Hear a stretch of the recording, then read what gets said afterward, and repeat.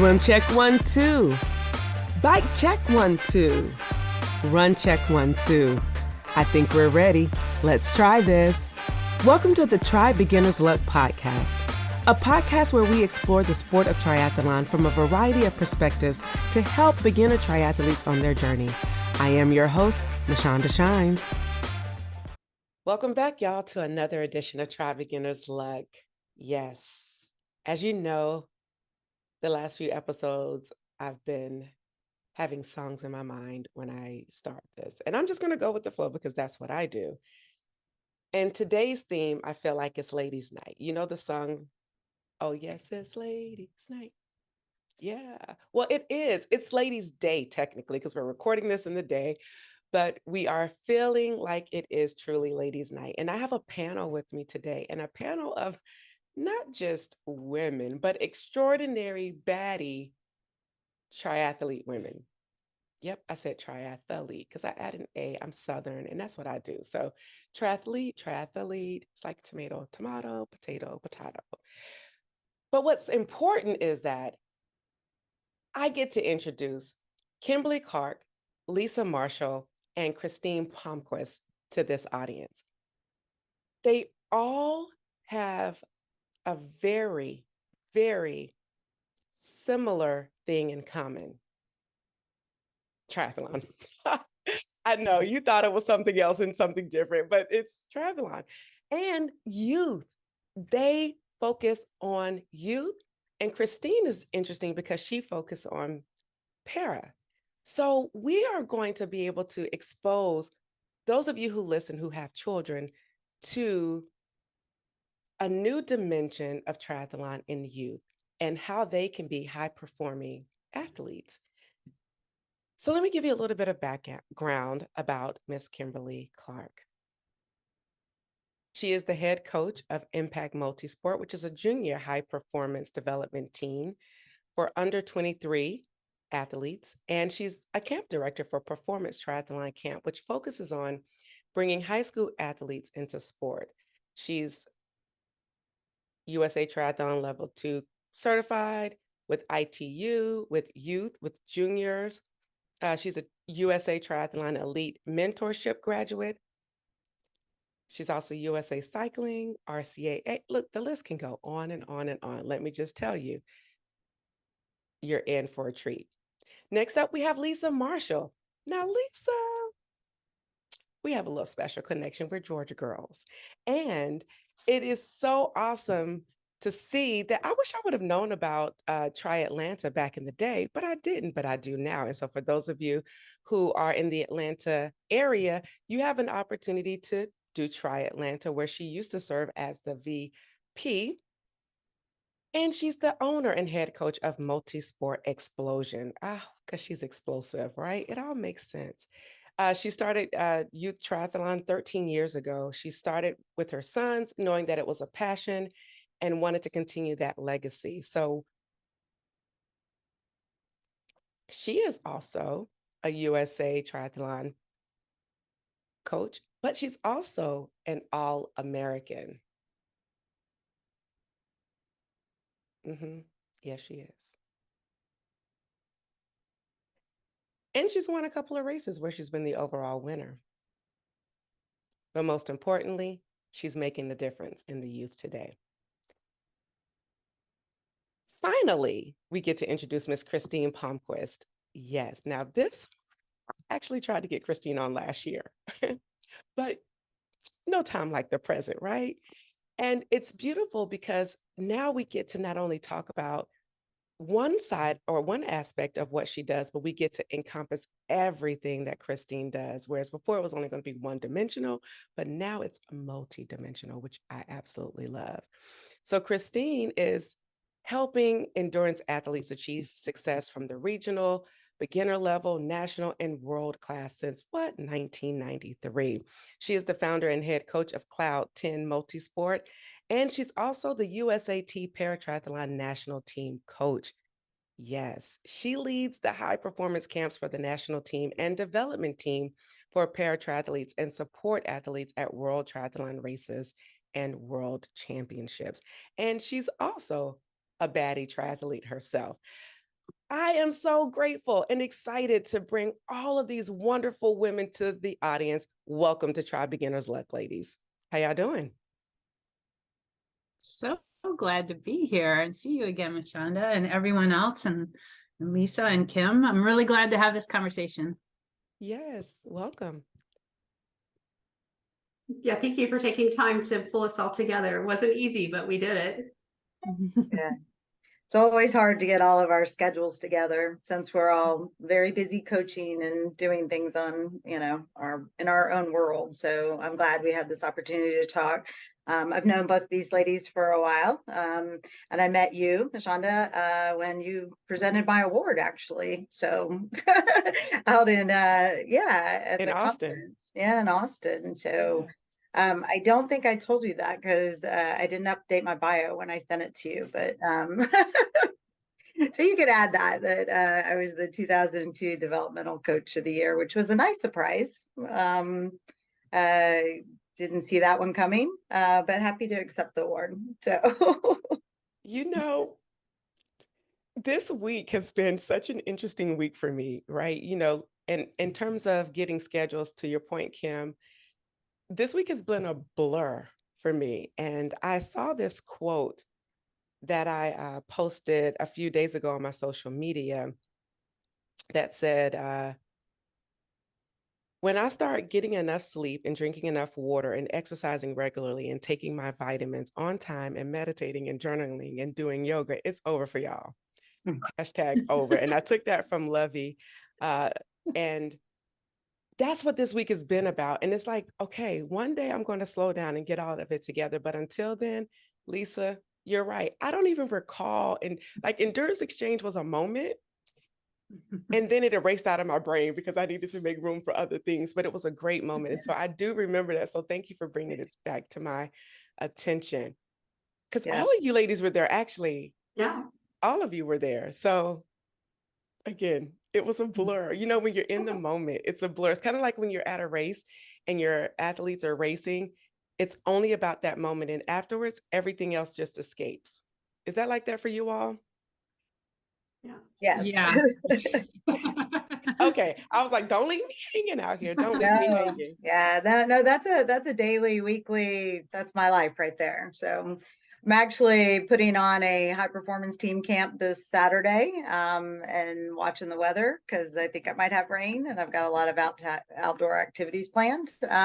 It's one of our monthly team camps. And then Sunday we have a youth race that we're putting on. So trying to get all the volunteers and everything ready for that. So this week has flown by, and has been very busy, but that's kind of the norm. So.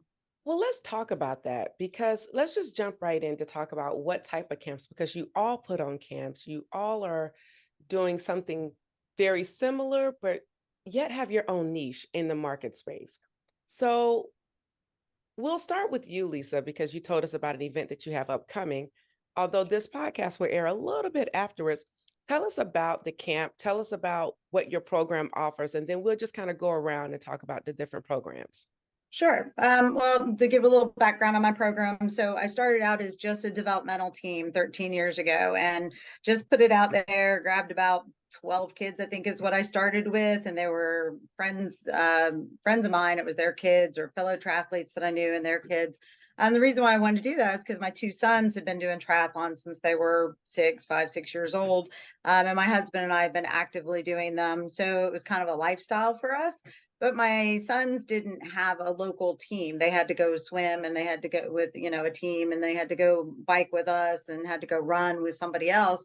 So when they were finally old enough, about 15, 16 years old, and I wasn't having to take them to all their practices, I was able to start my own youth developmental team. So started that, quickly became a feeder to the Southeast high performance team that Kathleen Johnston had started. And I helped her with that, with some coaching. And then when she was ready to fold and to not have that team anymore, at that point, probably about 85% of the team were already on my team. They were multi-sport explosion athletes, But when they would go to the high performance races, they would race in the Southeast high performance uniform and for her team. So she called it quits, and I didn't want to change the name. I'd already established my program. So I applied for a high performance team status and it was granted. And yeah, so now I have youth developmental. I needed to bridge the gap in between youth developmental and high performance team.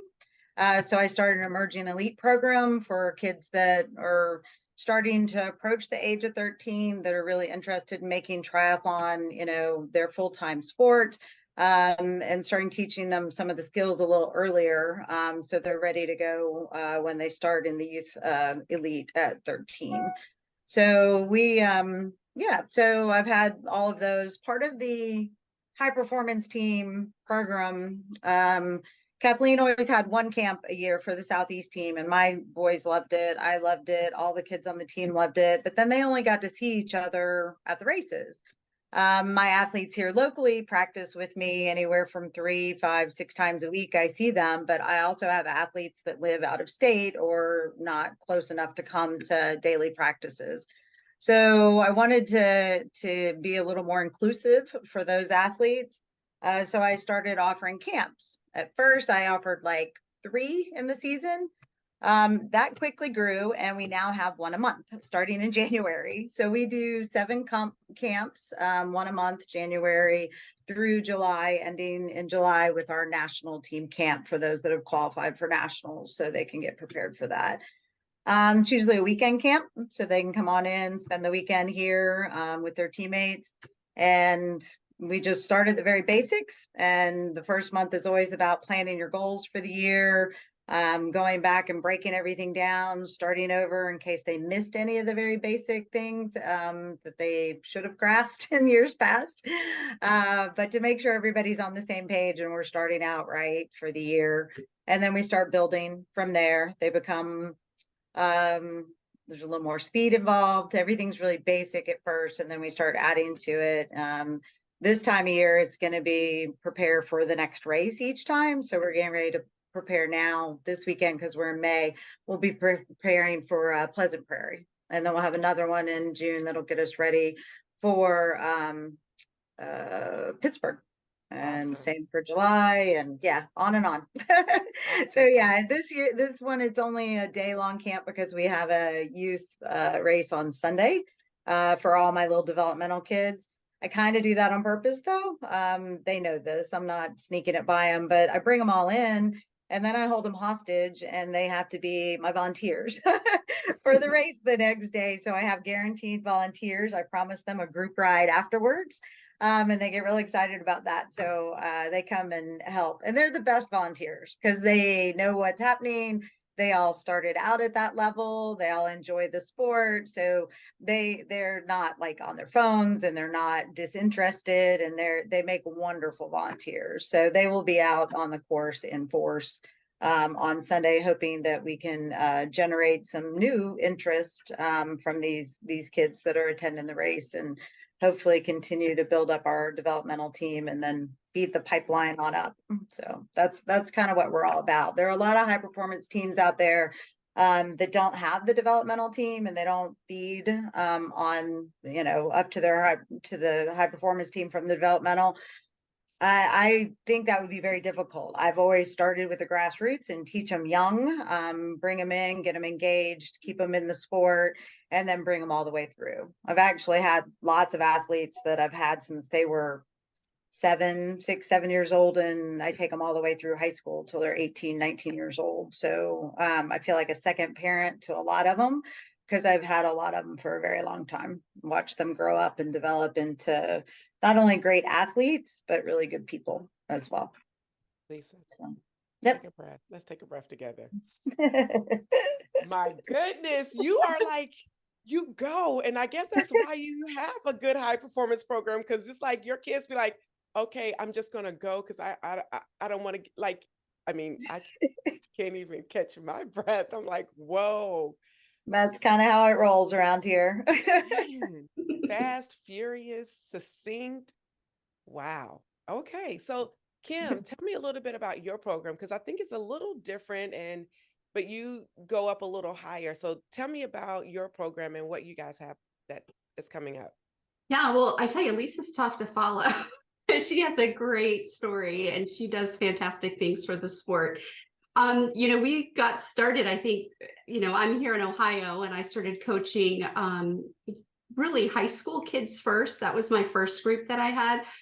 Just had these really good athletes, and was noticing when I took them to the local races that they really didn't belong there, that they needed more, but I didn't know what more was. I coached moms, dads. I started with a little development team. That's when I met Lisa, I think at youth and junior certification. I thought, gosh, I should probably get certified if I'm going to keep doing this. And then it just started to grow very, very rapidly. And I actually was at one of the high performance Southeast camps when I met Lisa and met Kathleen. They kind of brought me in because there's really not much in the Ohio area at the time for me to learn from. So I just took the information. I just kept learning more and more about the sport. My team kept growing. And then I had a mountain bike accident in 2017. So I was really kind of right there with Lisa for a few years, a little bit smaller numbers because I'm in a smaller community. But then I had to take literally a year off. And so my path has been a little bit different, but I've always maintained that love for bringing athletes into the sport. I did decide to take a break from triathlon after my accident. I went and coached the Savannah College of Art and Design cycling team. I did that for a year. That was a great learning experience to be in charge of that. We had multiple professional athletes, and so it really elevated my learning. And then when I came back to Ohio, I did that for a year. And then when I returned to Ohio, pretty much had COVID right after that. And so then, there was nothing normal for a while. And I just continued coaching online. Because I'm in a smaller community, we only graduate about 150 kids a year from our high school. So I don't have like a huge base of athletes to pull from. And it's about 45 minutes to go to Columbus, which is the larger city. So I do a lot of marketing and grab athletes from around the state. And then I pull them together. We try to get together once a month. I do very detailed coaching for each of the individuals and give them that team environment when we go away to a race, as well as when we get together for practices during the summer months. So I usually run about 5 to 8 kids on my team. And I like it small. The best scenario always for an athlete is to be with other athletes that can push them. But when I have an athlete in Toledo and one in Dayton and one in Cleveland and one in Wisconsin, it's really hard to get everybody together. So I do the best that I can with them through online coaching, very individual coaching. I'm very involved with the families. I talk to them, I'd say anywhere from 1 to 4 times a week. I help prepare them. So like I have an athlete right now that's getting ready to go to states, and I prepare her for that competition, as well as preparing her for triathlon too. So I stay with them year round. It's just a little bit different. And then the summer, I'm doing our first performance triathlon camp up at Kenyon College. That's a 5-day, 4-night camp, and it's specific for high schoolers, just to bring them into the sport and help them understand about the opportunities with the NCAA. And so I'm getting registrations. I have registrants from Texas. I have them from North Carolina. I've got Wisconsin. I've got a lot of different cities that people are coming from. So it's going to be kind of interesting. And I've actually had a couple of college coaches talk to me about duplicating the camp on their campus next year. So Performance Triathlon Camp is really a brand that is designed to bring high school kids in, teach them the basic of the sport. And if they want to continue and coach, great. If they don't, I will absolutely send them to be with a team that's closest to them. I just want to give them an opportunity to come in and understand the sport so that we can grow it for the NCAA, because that's something that we really, really need right now. We need more athletes, and it's hard. I mean, junior elite athletes are not you have to build them like Lisa's doing, or you happen to find that kid who's super disciplined, really self-motivated, exceptional in swimming or running, and they want to tackle this. There are not that many kids out there. So you either have to raise them up, or when you find them, work with them and show them kind of the other side. So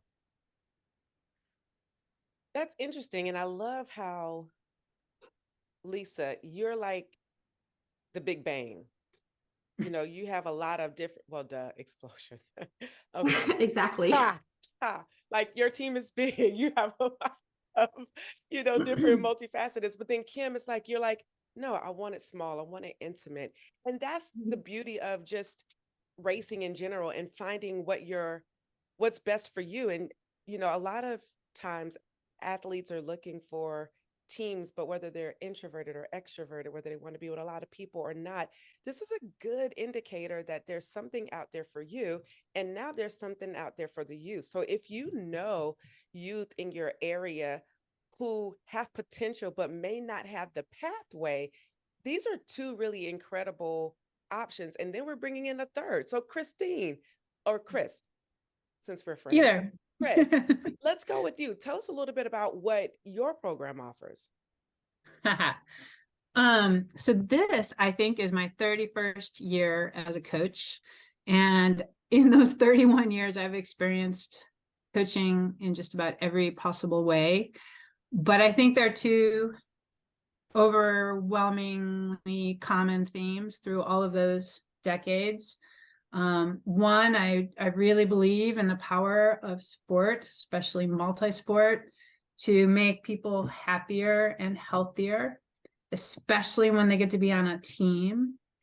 And then my other overwhelming theme to my coaching has been, let's get Team USA to earn medals at the Olympics and the Paralympics.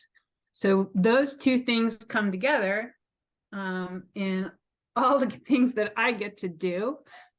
Oh gosh. Are those our furry friends? They're my furry friends. Yeah, that Maybe. was the UPS guy. Dared to come right now, but I think that should be over. So, okay.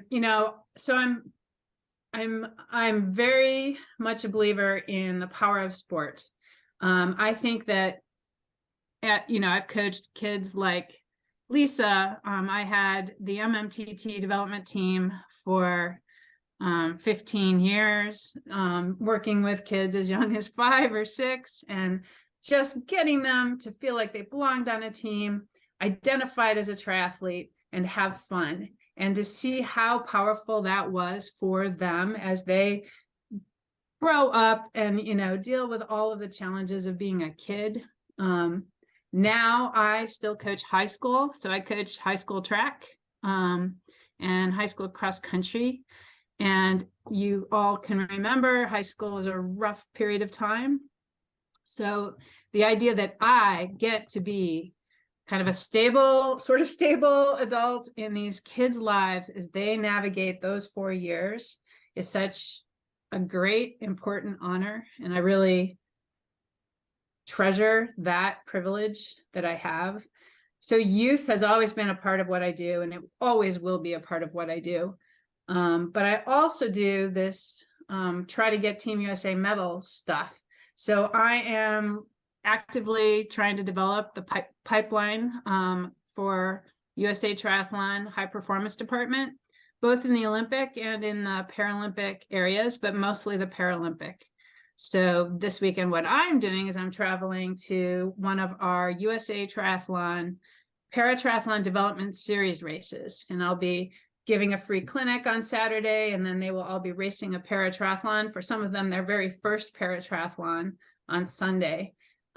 So we have a series of races designed to be the entry point for new adaptive athletes to really experience a true paratriathlon. And then, other things that I do is I teach the coaching certification classes, teaching coaches about paratriathlon or youth and junior or whatever the topic it is, to bring more coaches into our sport.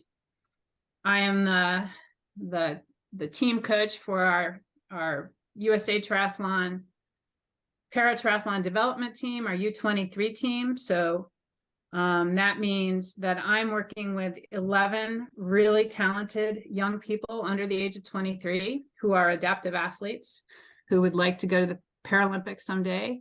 We'll have camps at the training center in June. We'll go to the nationals. We get together on Zoom. Just a really amazing group of kids to work with and young people. And then as the national team coach, I get to see that kind of reach its reward and go with the national team and support them at our World Triathlon races. We've got the Paris Games next year. So our goal is to go and, for the third games in a row, be the #1 national federation in para triathlon in terms of winning medals. So all of those things come together in what I do, and it's never the same. 2 weeks are never the same for me. It's just been a lot of fun. That's cool. Well, it's been a lot of fun listening, not only to what you do, but listening to all three of you. And what I kept hearing as you guys were talking is what you're doing is creating pathways. So you're creating the opportunities, but then you're also building the pipeline so that it can continue to grow. And I think that's one of the most important things if we want to see sport grow, is that we truly create atmospheres that allow youth to be exposed and to be able to train in a healthy and safe way that makes them happier, as well as creating that pipeline that will elevate their performance. And sometimes it's just about the knowledge of knowing that this is even available.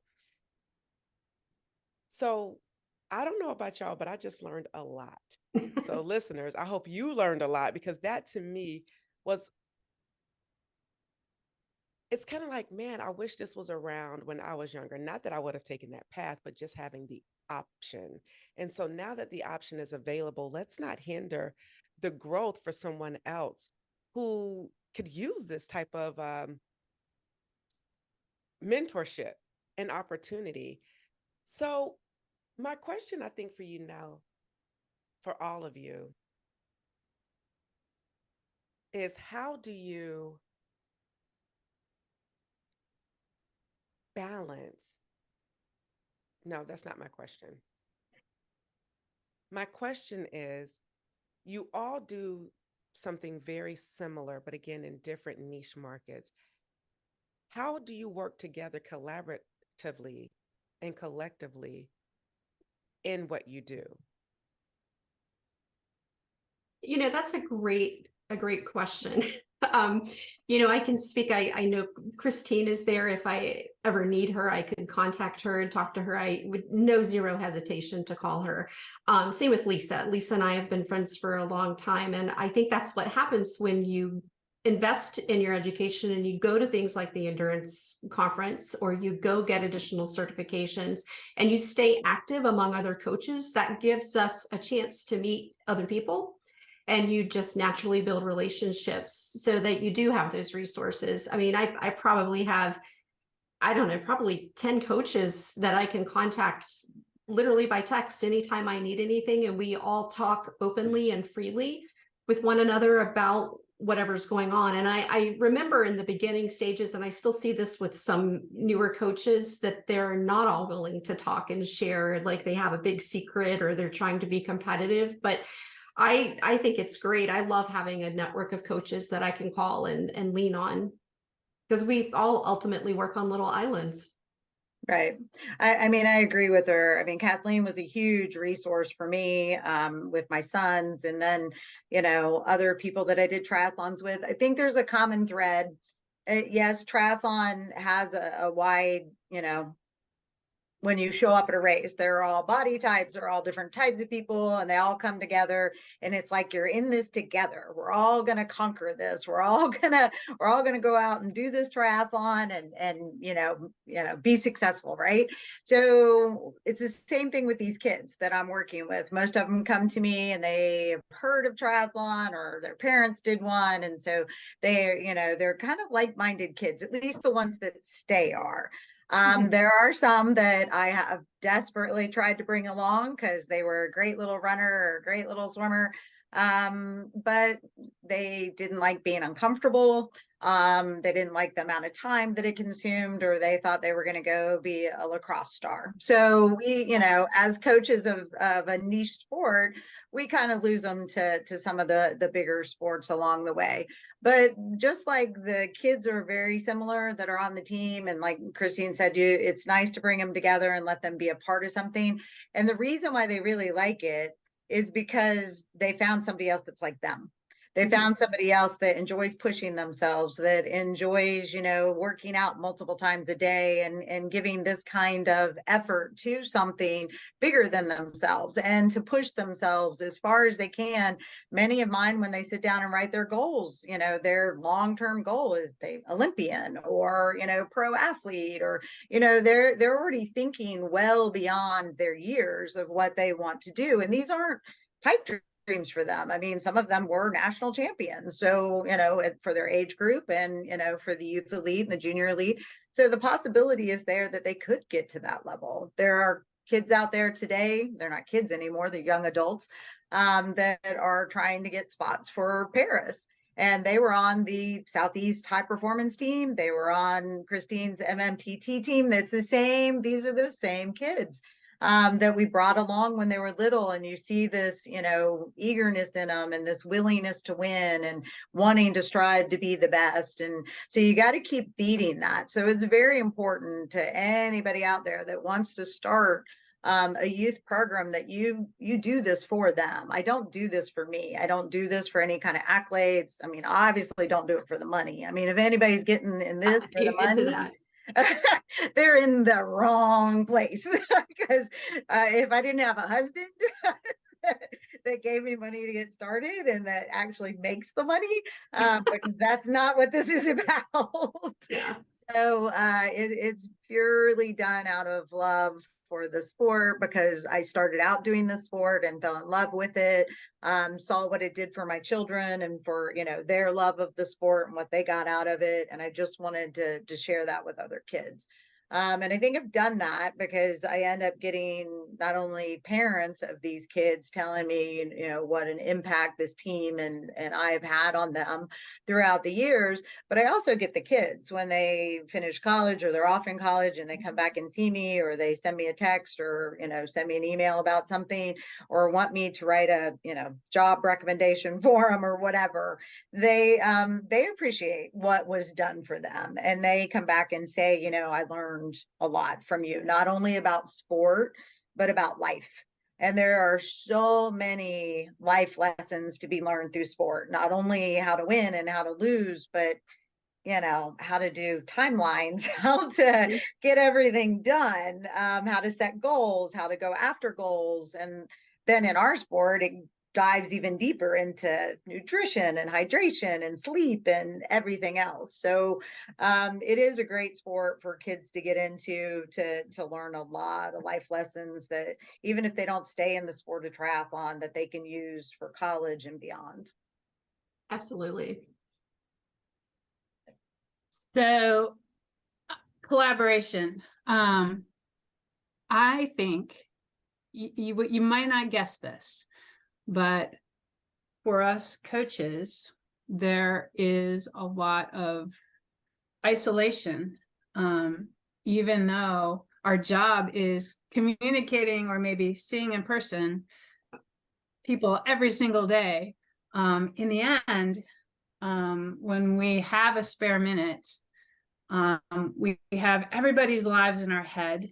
We feel all of their feelings, all of their ups and downs. It can be a really tough profession, and it can feel very lonely. It can feel like, we don't have anyone to talk to or to learn from, because our whole lives are being that person for someone else. So I find that I seek out opportunities to collaborate with other coaches that I really respect. Those are the things that feed my soul and frankly keep me going.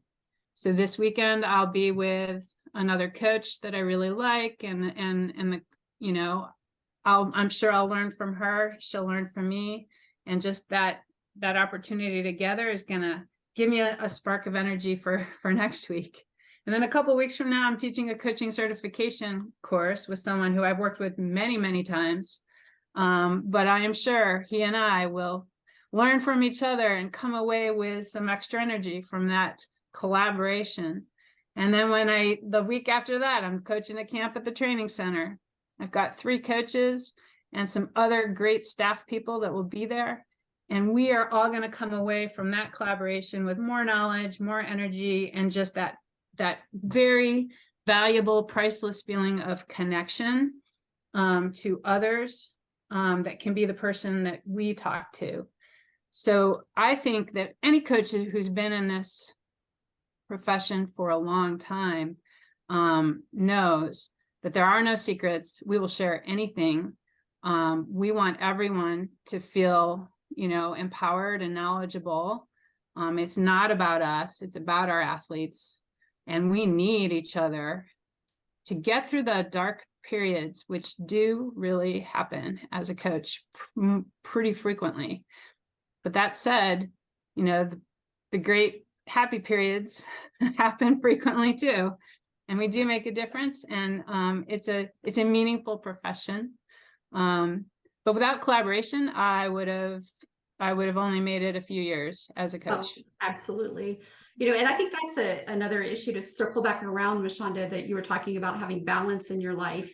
Coach sustainability is like super important. And I have found for myself, especially after I had my accident, that I really have to be mindful about making sure that I'm taking care of myself and that I'm keeping my life in balance, because if my pitcher is not full, I cannot pour from it, right? And I have to keep it full. And so I've been really intentional about finding things outside of triathlon that I can do that are enjoyable as well. But, that's a great, when you said, Chris, you get so much energy, talking. I love talking shop, right? And I get energy when I talk to other coaches and I get ideas. And sometimes we'll go back and forth about things, but it's like, that's what keeps the fire going, It's just, the whole thing is just, it's so much fun, but we are always pouring from our pitcher and we have to be careful to make sure that we're keeping it full. Definitely. I think it's important that we all find mentors. I mean, like I've mentioned Kathleen numerous times, and she was a fabulous mentor for me and still is. I mean, if I'm ever frustrated or something's going on or I can't figure it out, she's the first, my go-to. And she's always there for me. But I've found that with a lot of the other coaches of the high performance teams that I can go to them and, say things and bounce ideas off of them. I had found though, that it's getting easier now that there's more female coaches. It was a little difficult at the beginning when it was a very heavily male dominated coaching situation. It was a little more difficult. They seemed a little more holding some of their cards a little closer to the chest, didn't want to share some information with other teams or other people that, could mean that you could possibly surpass them at some point. So I have found in the last probably 6 years now that there's a few more female coaches that the collaborations and the sharing is becoming a little better. Not to say that I don't have male coaches that I can call and talk to, because I do. But when we first got started in this, when my sons were, 13, 14. So I'm talking 16 years ago, it was a definitely male dominated field. And there wasn't much of that happening back then. So we're getting better. Yeah, it's interesting because collegiately I've coached cycling, I've coached swimming, and I recently coached cross country. And collegiately, I am very much one of the only females. There might be another one here and there, but by far it's definitely male dominated at the NCAA level as well. Mm-hmm. Yeah. And what's interesting is I think the tide that's turning is a shift. There's a cultural shift. There's a women empowerment shift. There's a lot of shifting, and a couple of key things that you guys said that I just want to emphasize is that collaborative community and how you can't pour from an empty cup. So you need to rejuvenate yourself so that you can continue to pour out. but it's okay to collaborate with others who are doing what you're doing, because if you have that bottom of the barrel, bottom feeder mentality, you don't grow. But you grow because if you're doing what you're supposed to be doing in your lane, you're going to always win because you're doing what you're supposed to be doing. So I just want to encourage those of you who are listening that fly like an eagle, have an eagle's view of the perspective and the ways. Don't bottom feed and try to hoard information or hoard opportunities, because here's the deal. The opportunities are going to come to the people who they're supposed to come to. The stuff is going to come to the people who are going to, and ways will be created in which you'll be like, well, how did they do this? When you could have been a part of the process in the pipeline. You could have been a part of the pathway to create the pipeline. Yes, the P's, the tongue twisters. We're going to get it together though. Wow, I think that's so cool. You talked about so much that I didn't even have to inquire about. And I want to transition a little bit to parents, because I think sometimes parents can either hurt or hinder their child's growth, right? And so although we want to inform parents and those who may want this opportunity, but what are some parenting types that you try to help? How do you help coach parents who are having athletes that are being coached? I think that's the better word, because you got to coach them and manage their expectations and manage them, because parents can be extra. That's exactly what I say, extra. Okay, so how do you do that? All right. So, first of all, when I first started coaching kids, I had not been a parent yet. So I had that, uninformed experience, really. I didn't really understand what they were going for, those parents. Then I was lucky enough to have my own 2 kids who were athletes. They're now young adults. But I went through the considerably stressful experience of being a parent of a young athlete. And so that helped me understand and really focus then on the parents of the kids on my team. And it is all about teaching the parents. Every single Monday, I would put out an email, and the whole purpose of that email was a little bit of factual information that was helpful, but a lot of parent education. And I would be like a broken record. My goal in that email was just to assure parents that they didn't have to do nearly as much as they thought they had to do on this project of Kid the Triathlete. They really needed to make sure their kid had food and a jacket if it was cold, a water bottle, and the proper equipment, and they got to practice. At that point, much to their relief, when they finally understood this, I got to take over. I got to do the coaching. They didn't have to do the coaching.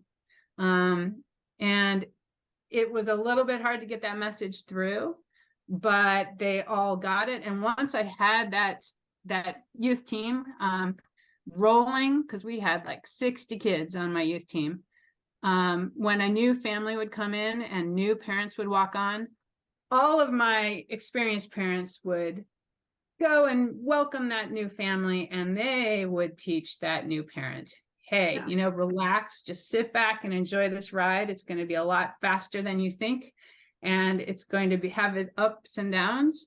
But all you have to do is just relax and watch and enjoy it, and enjoy your child, and tell your child that,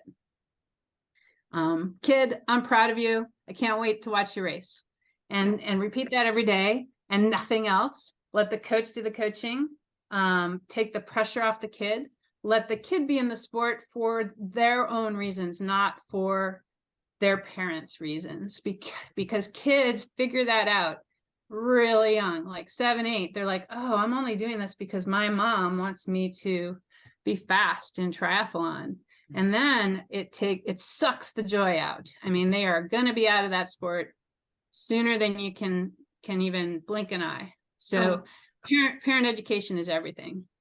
Yeah, it is. But, with the cost of sports today, too, parents are so overly invested because they're spending a lot of money on equipment. I mean, we know how expensive bikes are, signing them up for races, traveling to races. They're invested. and they really, really care, and they get nervous too, just like, you know, the athletes do. And it's great. It sounds like you're doing a really good job, Christine, of like, you know, calming them down. And I try to have conversations as appropriate with the families. I have a parent expectation document that I don't always break out. Not everybody gets that. But, you know, we do have to keep it toned down, because one bad egg can just change the whole race environment for everybody. And I'm very mindful of that. So, you know, I dismiss parents. I'll dismiss parents, which gets to be very muddy. It's hard to do it. I don't like doing it. But, you know, ultimately with any athlete that's out there, it's the coach or the parent putting too much pressure on the athlete. And nationally right now, 70% of kids are dropping out of sport by 13. And by the time they hit their sophomore year, of the kids that are left, 59.7% quit by that time period. So that's just really, really sad. And we all need to find a way to work together to try to deliver the best that we can. But I understand, you know, parents are paying a lot of money. They want what they feel is the best, and they're likely to go squirrel and let's go do this team. I mean, I've had multiple athletes that have been on 2-3 different teams. And I can understand, you know, why that happens. It's just, it's hard. It's muddy and it's hard. Yeah, communication is key, and that's what Christine's doing. She's communicating to them the expectations, her expectations, not only for the kids, but for the parents as well. I do the same thing, normally have, well, pre-COVID, we did, you know, the first beginning of the year, there's always a big parent meeting. And I actually invited what I consider my old parents have been around for a while, to come to that meeting and talk to the new parents. And I would kick it off, or my husband would kick it off, and then let them run with it. And then when those new people started asking questions, the old parents were like, oh, you do this, you do that, Lisa does this, it's okay, don't worry about it.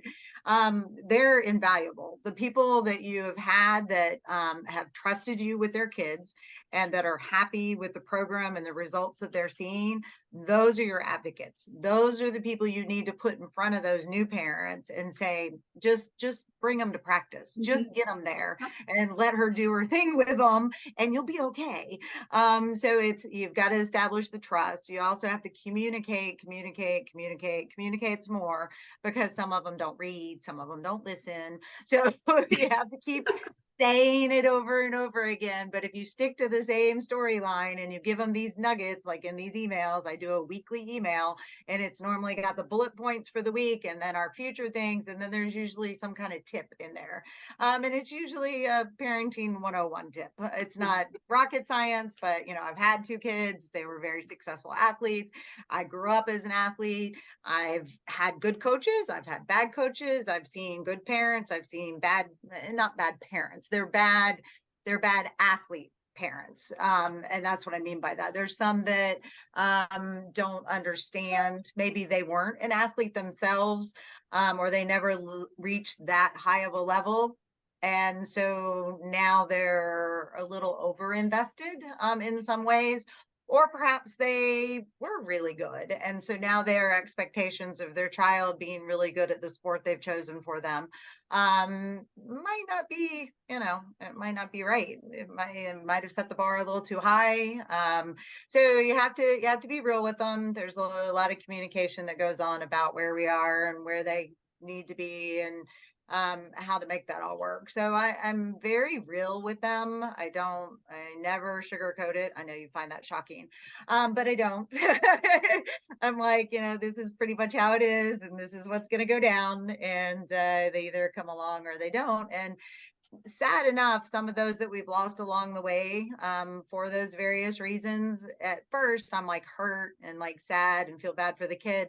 But then when things start clicking along and they're no longer with us and things are better, you're like, I should have done that earlier. And I've learned that the longer I'm doing this, you can read the signs, you can see what's happening, and you can almost write the play for them. So, you know, I keep giving them the benefit of the doubt, and I work, you know, through it a little bit. But there's some it's better to cut it loose and just let it go. and move on with the ones that really want to be there. So let me jump in with that. I hear there's some new terms, or at least a new term to me, lighthouse parenting versus helicopter parent. Yes. Yeah. What is that? And how do you deal with that the dynamics between the different types of parents? And how does that parenting display in the children or in the youth? Well, like a helicopter parent, just to give you an example, let's say you have an athlete who needs to get air in their tires, and the parent's basically doing it for them. They're right in the middle of it. It's might as well be their bike. The lighthouse parent is someone who's going to step back more and just watch, maybe give advice. Oh, the pump is in the trunk, or hey, make sure you tighten that valve down, or something like that. But they're a little bit more hands off, and they tell them, hey, great job, I'm glad you recognized that you needed to get air in your tires. So the helicopter parent is just always there. I don't know how else you guys would describe it, but just kind of always there, ready to jump in if there's any injustice or anything that's wrong with the situation. They want to make sure their kid has all the opportunities. I don't know how else to describe it. Lisa, what do you think? Yeah, that's pretty accurate. They hover. They're like a helicopter. They hover.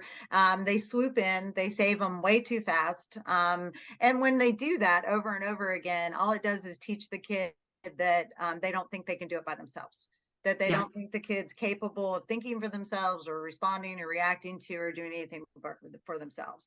And I don't know how old Christine is, but I'm guessing that we all came from the same generation, and we were basically raising ourselves like wolves. So we knew how to feed ourselves when we got home. We knew how to unlock the door. We knew how not to answer the phone.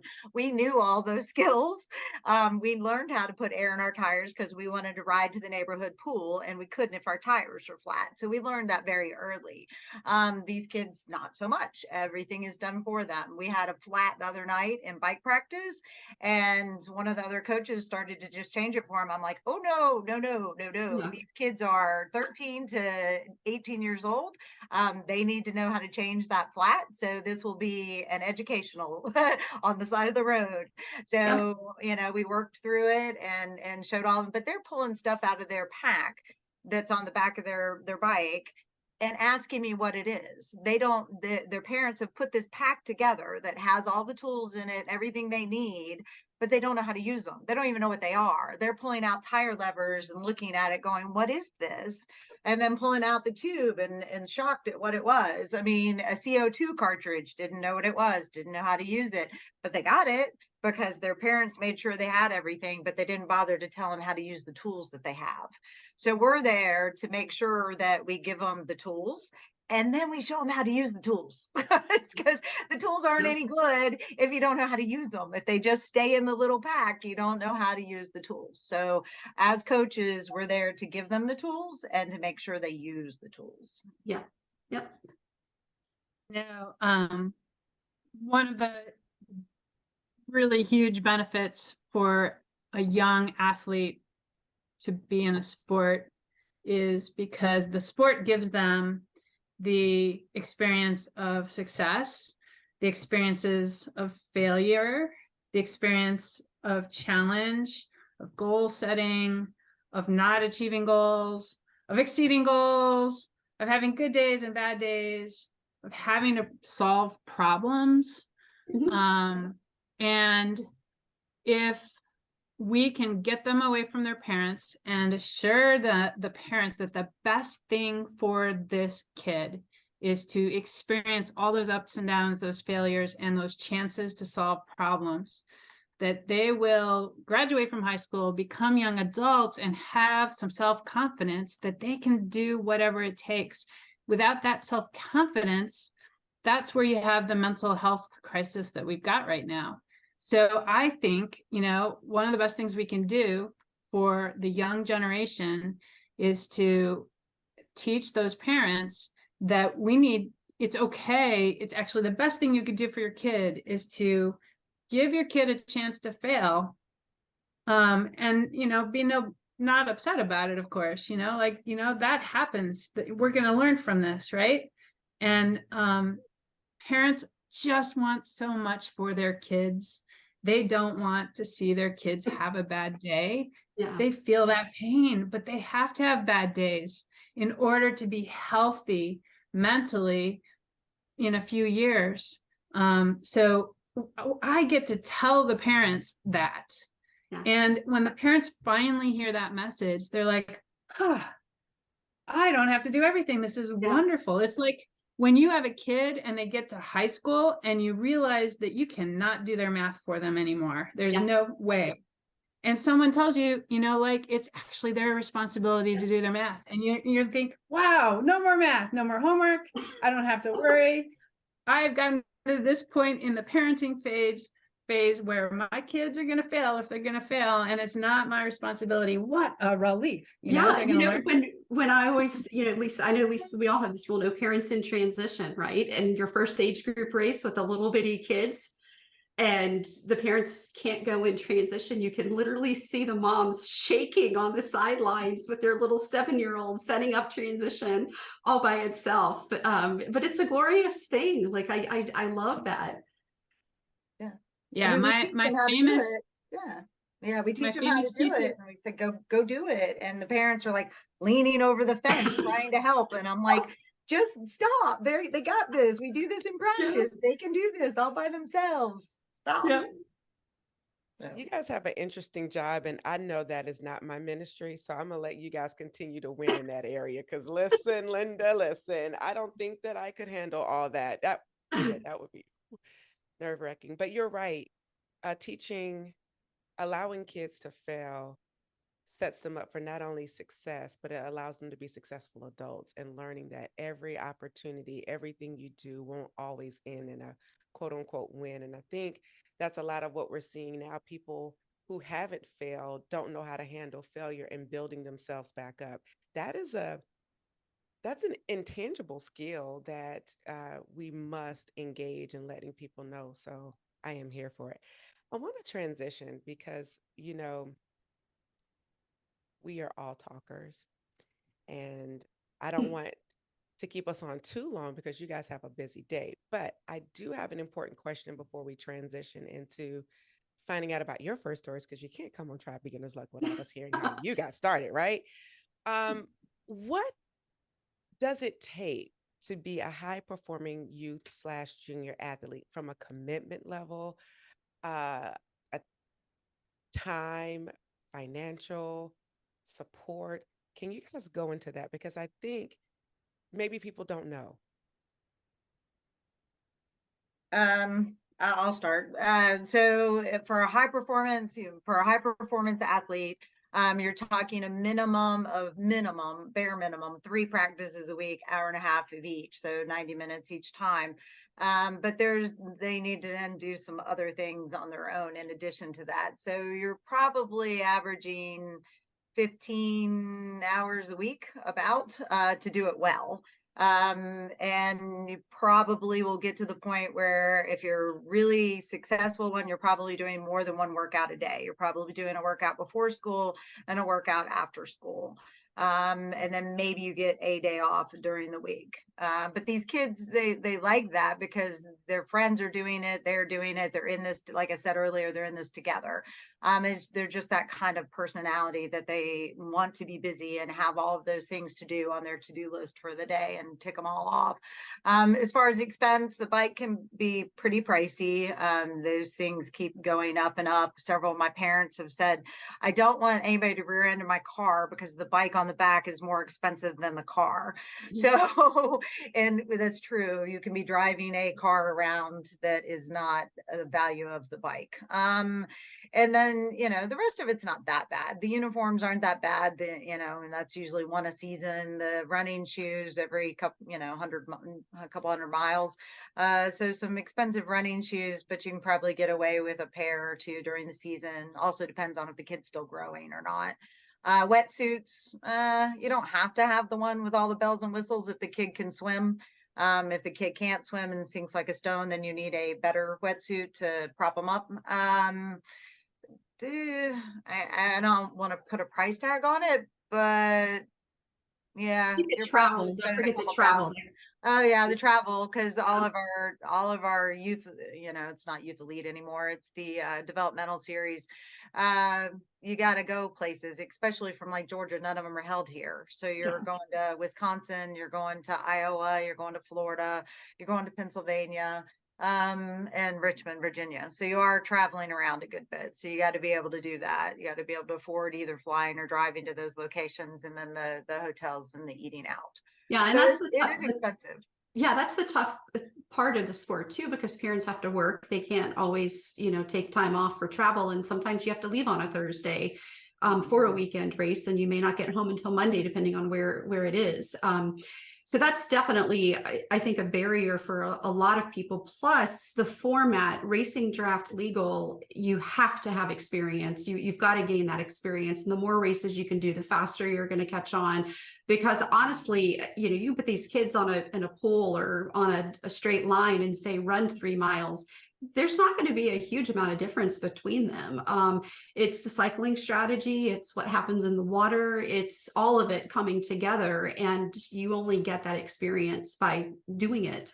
And unfortunately, it's expensive to travel to Richmond, to Pittsburgh, to Pleasant Prairie, Wisconsin, and then you go to Iowa and then back to Milwaukee again. It's not cheap. Yeah, we always used to do it because I used to travel around Team USA, going to worlds and different places and stuff. We always made it a family affair. I mean, I always took the kids. When I went to Germany to race in Hamburg, we went a couple days early, stayed a couple days later. So it was a vacation / race. And we did that when we went to Hawaii. I mean, it's the same kind of thing. And I encourage these parents, if your kids are of, starting to look at colleges, make sure that on your way to Richmond, Virginia, that there's colleges you want to check out, or when you get to, we used to go to Ohio all the time. There's several colleges you might want to look at on the way in between Georgia and Ohio, or just find something to do there in addition to the race, and make it a whole family vacation weekend. The focus is the race, but you can also have some family time while you're there. Mm-hmm. Yep. I would expand our definition of a successful junior triathlete or athlete to include all sorts of multi-sport athletes who are juniors.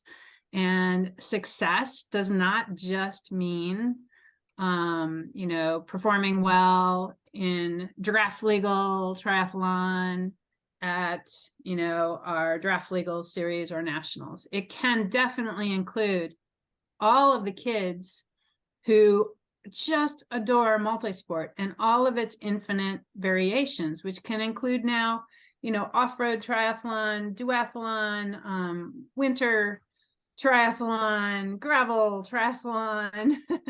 Multisport is so much bigger. And that's why it's such a great thing to introduce to our kids. And I think what it takes is a junior who has had a variety of different physical and sport activities, has not simply focused on being a triathlete until maybe, when they do decide that draft legal triathlon is what they want to go for. But that's not required. Someone who's racing in my team always did, cyclocross racing in the fall, and they just had a blast racing their bikes in tight corners on grass all fall long, and they would run and they would swim, and we didn't ever have attendance requirements. We wanted it to be super flexible so that families could take vacations and kids could focus on being in the spring musical at their high school in March, if that's what they really wanted to do, and then come back to the sport afterwards. I think you want kids that have a diverse amount of experiences, because I'm always thinking developmentally, the long journey. I'm envisioning these people as 40-year-olds, 50-year-olds, 60-year-olds, 70-year-olds, hopefully still being multi-sport athletes, being healthy and happy, feeling like they are part of the community. You do not have to spend $1 million on a bike. I told my parents, never buy a new bike for your child. If you do, you will ruin it. Just handed down, that the Smiths, their kid just outgrew a bike. They'll pass it on to the Joneses and so on. So we passed around these used bikes. We had these bikes that were sometimes 16 years old that we're just replacing the wheels and the spokes and the really critical things. But developing a really happy, healthy human being does not mean spending more on your bike than your car, in my opinion. Being a happy, successful junior multisport athlete can be whatever it needs to be for that individual. And there are so many possibilities. Right. One thing, and I think I'm going to turn this over to Lisa to explain. I feel like maybe we need to educate a little bit about the high performance development pathway as compared to just basic age group racing, and just to have an understand of what that pathway looks like, because I think that we jumped right into junior high performance. That's what we were wanting to talk about. And I'm grateful that Chris caught on and said, hey, wait, let's look at this whole thing from a big perspective. So Lisa, would you like to describe the Yeah, no, I agree with Chris. Yes, I do. But I think the question that she posed was for a high performing junior athlete. So that's why I went to the bikes very expensive. right. I'm with you. I just think people don't understand about high performance. Yeah, because if you're going to do at the elite level, as high as you can be, you're not going to be as competitive on a less expensive bike. Now, but there is a place for that athlete that's not as competitive. They can still enjoy it and not be on the $1 million bike. So, but yeah, so for our developmental team, absolutely. We have our own Facebook page and we sell each other's bikes. There's this one kid's bike that keeps popping up every year that I think that thing's 13 years old. I think it was one of my original kids on the team, and it just has been sold and sold and sold and sold. And it keeps showing up, and I'm like, wow, right. How many athletes have now been on that bike? But yes, it's a great way to get them into the sport. And to get them started and to have them enjoy it. And developmental is completely different. So this is where I'll start. My developmental I start with 6 years old. I used to do 5, found out that their attention span is that of a gnat. So I don't go anything less than 6, and I'm even hesitant at 6 until they're about 7 and they can follow directions and want to be there. And then it is all about games, and we do games in every practice, swim, bike, and run. There's games, and we have fun. We have a great time at those practices. There's nothing very serious about it unless it's like a rule so you don't die. Everything else, or that we don't hurt somebody else, it's just go and let's have a good time. And then the developmental leads to, okay, I'm really good at this. I really, really like this. I want to be better at this. I want to keep moving forward in the sport. So my next level would be emerging elite. And that's just kind of a bridge to that high performance to make sure that they know what it includes, that the parents are on board, that there's now going to be more travel, there's going to be more expenses. And let's kind of test the waters here and see if this is something that they can be, successful at that level. So we usually put them there a year or two, depends on their age. But I did have last year the youth elite boy that won the national championship. He'd only been with me about 9 months. He came straight into the sport at that age and was race age 15, and we taught him everything, and he was like a sponge. And then he went and won nationals. I mean, when I did the tryout, I thought he was pretty good, and I thought he's got some natural talent. I would have never told you he was going to be a national champion by the end of the year, by the end of the season. That was not on my radar at all. So it just shows you that he got excited. He was willing to learn and took it and went to that level. Now I've got other kids that have gone on to high performance, but didn't have an enormous success. Enjoyed it, liked it. A lot of them have gone on to college to do it as a club sport and still enjoy it. A couple of them have run various club sport teams at different colleges because they love the sport and they love doing it. And that group of people that you get in the NCAA club sport teams, they're all there for the same reason. They have like minds, they like the same kind of things. They want to have fun with each other. They're not necessarily there to go win championships. They're there to go have a good time and enjoy sport together. We also had a high school team there before pre-COVID, and that was a less serious team of athletes that, maybe swam for their high school team, ran cross country, and wanted to do some triathlons, but didn't want to put in, 15, 20 hours a week. They just wanted to show up and go do a race and have a good time. So there's a place for everybody, and USAT is working on bringing the high school teams back, the high school nationals back. It did go away with COVID.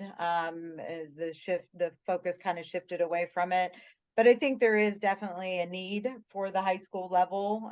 What it looks like and how it is maybe needs to morph a little bit.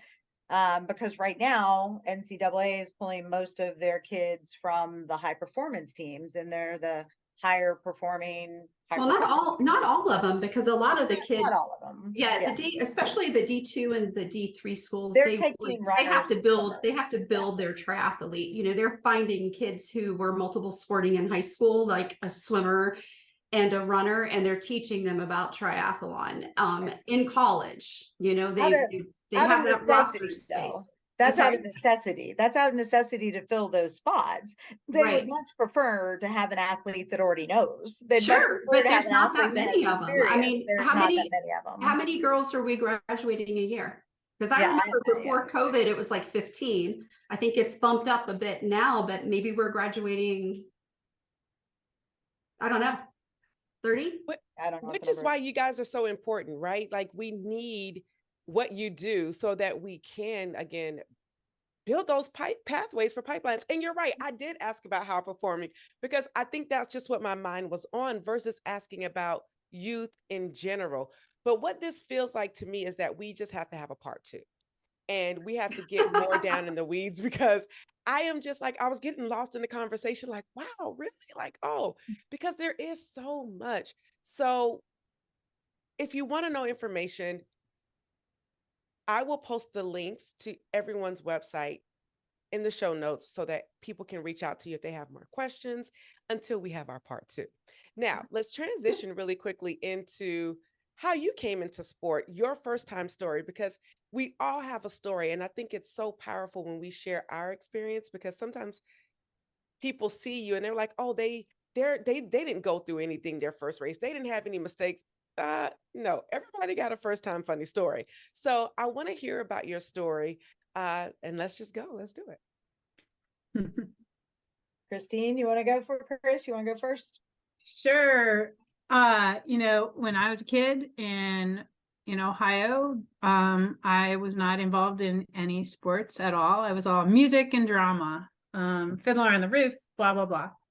And then I went to Cornell University, and there were signs on the dorm walls about an introductory women's rowing meeting for tall freshman women. And I thought, I'm not that tall. But the girl across the hallway, Katie, said, Chris, I really want to go to that meeting. Will you go to that meeting with me? You're kind of tall. So I went to the meeting and here I am, 0 sport experience. Went to that meeting, then spent 4 years rowing, collegiate rowing for Cornell. And that was the first time that I defined myself as an athlete, which I think is a very powerful change in someone, and something that we get to see as coaches. So then my first triathlon was the weirdest first triathlon ever, because it was a 500-mile triathlon called Border to Border in Minnesota Border to Border. Look it up. Just an incredibly epic race, done over 4 days with 400 and some miles of cycling.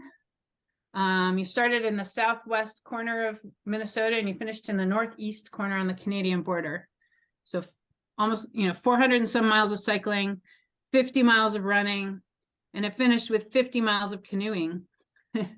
And that was my first triathlon. And that's a whole episode in of itself, I think.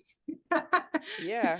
Who knew that it was But canoe, bike, run? That's interesting. So no, we'll put a pin there.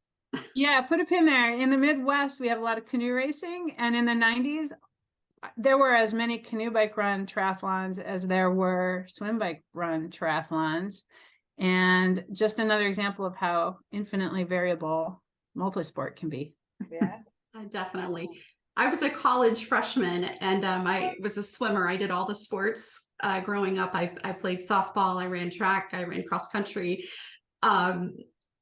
And I swam, and I was in college to swim. And I remember my roommate was from Fort Lauderdale, and she's like, "Oh, I do triathlons." This is like 85. She's like, "Oh, I do triathlons to cross train."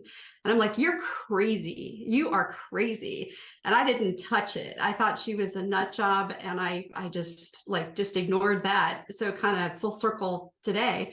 But actually, I stayed active. I continued to swim as I, could as an adult. And then I was running a lot and then started writing, but I never had put them all together. And my cousin in California did a triathlon and she was so excited and she called me and she coached me through text to do my first one. So I flew out to California with my brand new bike and did Scott Tinsley's triathlon. It was a sprint and I had a great time and I was hooked ever since.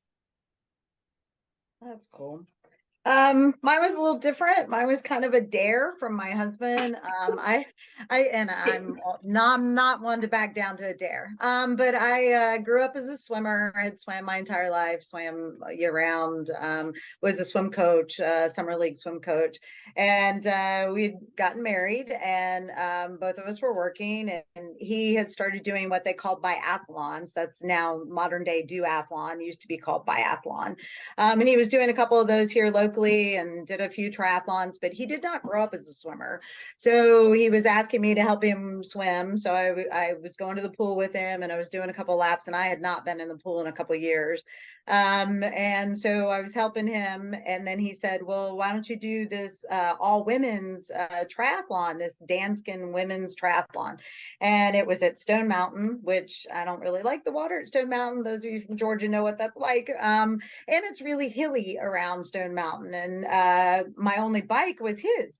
I'm 5'1.5" and my husband is 6 foot.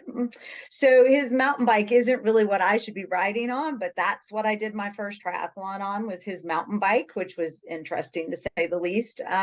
But I did really well. And it was the bus ride to the start. They bussed us over. The start was all women and it was so empowering and everybody was so excited to be there. And then at the finish line, there was flowers and hugs and everything was so exciting. And I was like, wow. And I did pretty well. And I was like, that was fun.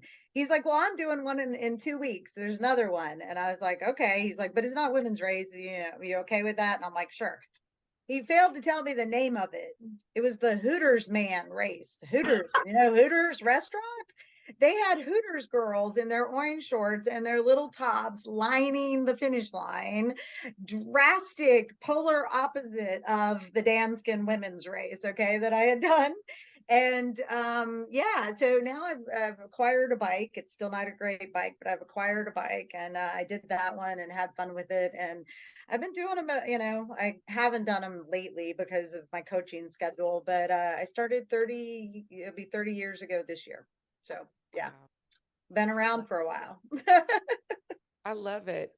From musician to triathlete to just getting in it because you did all three and wanted to combine it. We all have a path to sport, and whatever your path is, just keep trying no matter what.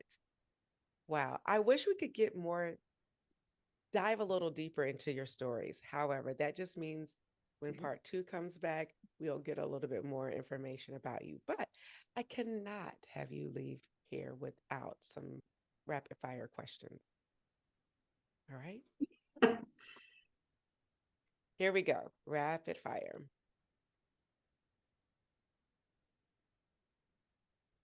Where was your favorite place or is your favorite place to try? Madison. Yeah, anything in Georgia. I don't know. I'm partial to Florida. A little chilly here in Ohio. Fair. What's one piece of advice you want beginners to know? Have fun.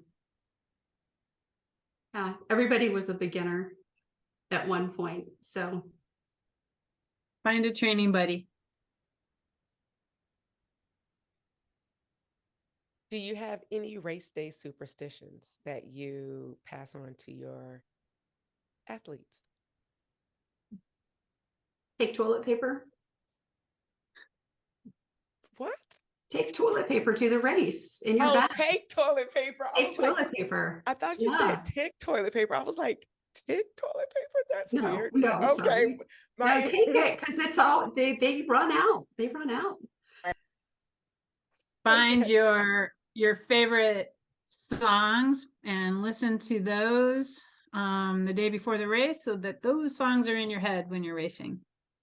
Okay, I love that. Lisa, do you have any? It's all business. Yeah, no, no. I mean, I'm with Christine. I have, but it's not music. It's usually a positive self-talk. I'm big on PST. So mine was always the fast. I don't like to run. I have to be very honest with you. I don't know how I got in triathlon. I don't like to run. I think because I grew up as a swimmer, and swimming doesn't hurt the same way that running hurts. So it was always on the run, and I'm trying to get to the finish line. It was the faster I run, the faster I'm done. So I teach a lot of my kids that don't like to run. Same thing. Faster you run, the faster you're done. Just keep going until you get to the finish line. So As a swimmer, I am going to take that. The faster you run, the faster you're done as my new motto. Because me and that run, I tell you, it's a whole story. yeah. If you were to go out and work out today, what would your workout be? Do you like short, punchy intervals? Do you like to go long? Like, what is your favorite workout?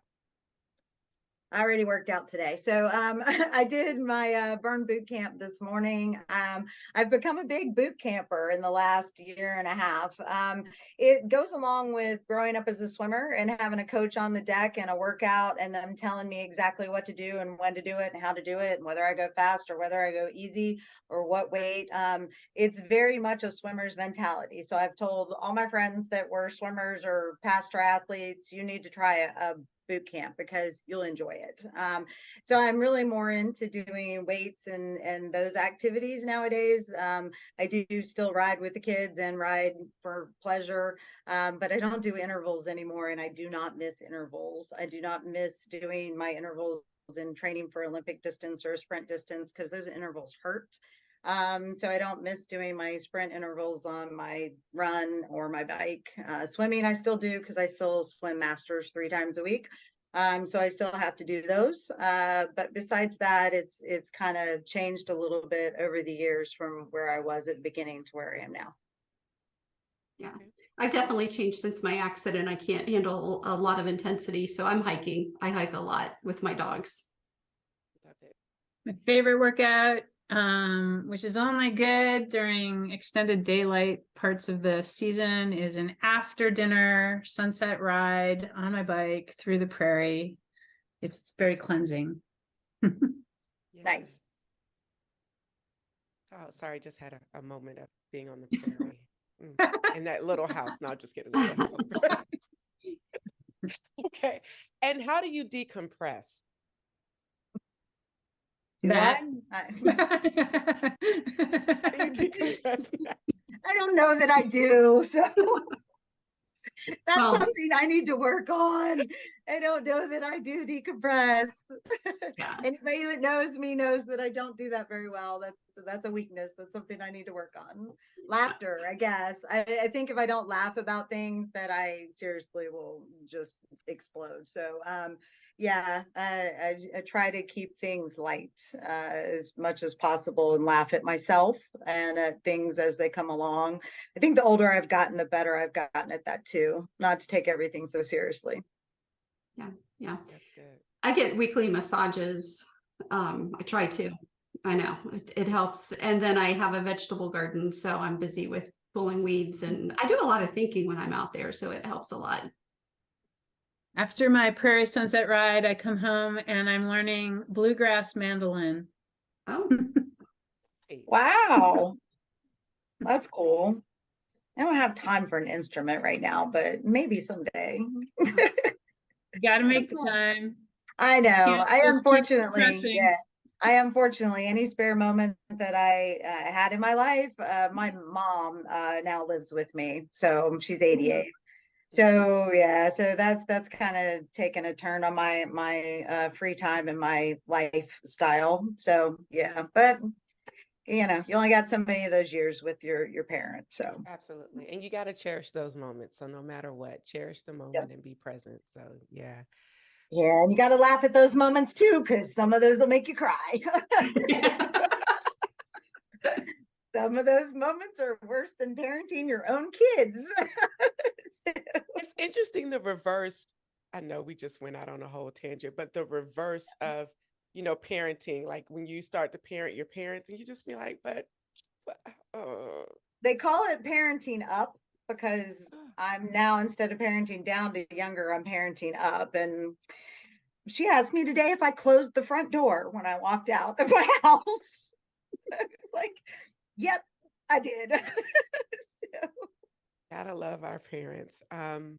With that said, the final question that we ask all guests: do you pee on the bike or do you take a proper pee break? Absolutely not. No. I didn't ever do a distance that long, and the effort was usually pretty hard, and lucky for me that usually shut down and I didn't have to go. So Yeah. no, Yeah. I do know several people that have, but I have not. Yeah. Well, Yeah, definitely not. okay, so you guys are pee in your wetsuit type girls, huh? It's totally different. It's not different. Yeah, that's A-okay. That's fine. It's not in the pool. Yeah, Oh, not in the pool. this has been so great. Thank you all for sharing your knowledge. To those that are listening or watching, we know we went a little bit over, but if you have been tuning in, you know it's been some really good information. And we will have to have a part 2. This has been so good to me, and I hope you've equally enjoyed it. And remember, whenever you try beginner's luck, you always win. I'm Mashonda, and I got the honor and the pleasure of being joined by Kimberly Clark, Lisa Marshall, and Christine Palmquist. We're out. Peace. Bye, everybody. Bye. Thank you for tuning in and listening to this episode. We need your help so we can continue to try at TBL. So for more information on where you can find and subscribe to this podcast, visit www.trybeginnersluck.com. And don't forget, whenever you try beginner's luck, you always win.